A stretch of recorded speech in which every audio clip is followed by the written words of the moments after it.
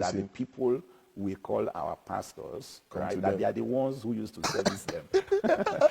Serious? But that is because we are young and naive. That's why we think there's something superior there, and we are trying to invite them away to come from idolatry to come join us. When our leaders, our big people, they come to patronize them. And Welcome to Church Boy Channel, where we share messages of God's servant Apostle Gideon Odoma. Please subscribe. Thank you. I also hear that some masquerades also operate word of knowledge. Oh, yeah. So there's that one also. I've seen that. That the masquerade will call people's names, right? That they don't know. Yes. But at some point there was an instant where a masquerade could not call somebody's name and was almost wondering out aloud.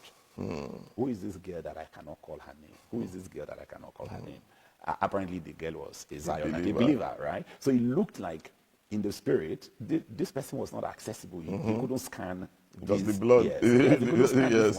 And was almost talking aloud. I mean, it wasn't too loud. Yes. The men around him, you would hear. Yes. Because there's a stick, is a wood.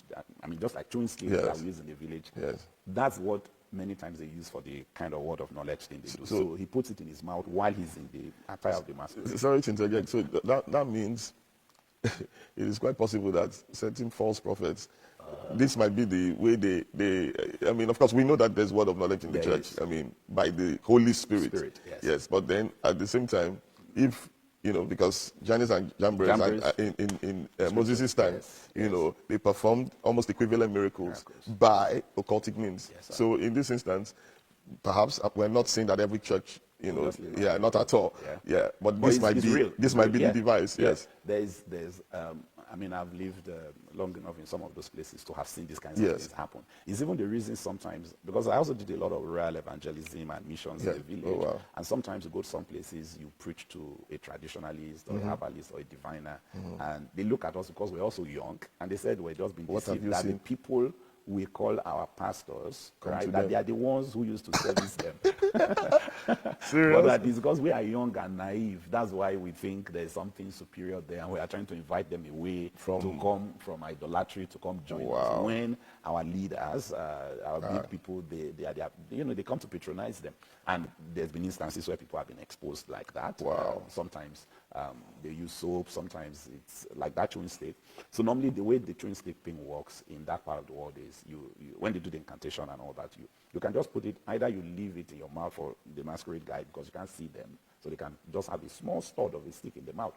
But other people who are not wearing a mask, usually you just chew it before you leave the house. And just make sure that you have pieces of the thing in your mouth while you're on pulpit. As long as, they say in our language, they say as long as your saliva is in contact with that wood, you will say things that you have no natural way of knowing. And because you're not doing it in church, it will be attributed to God because the church is supposed to be.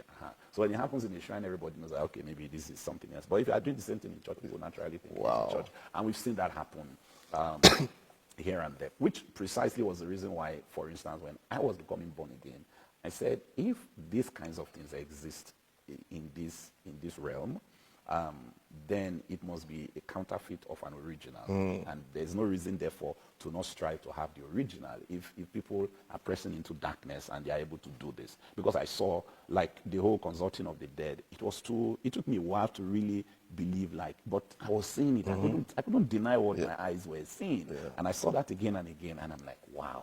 Then when I'm seeing an elderly man now acting very agile because of some of the things he has put on. Like empowered? Yes, empowered, yes. Speed? Speed. Because masquerades, they run, and they do all of these acrobatic kind of thing. Because of his age, that's why he stood out for me. So I knew that he couldn't just, the man was wasted ordinarily. Takes a lot of alcohol. He was literally wasted if you saw him normally. But when I saw him in that thing, I was there from the start when they dressed him up from, like from the foot all the way up. And the final thing was the mask, obviously. And then he took some kind of like a dry gin in his mouth and made incantation and spilled it into that mask. And he put it on his head.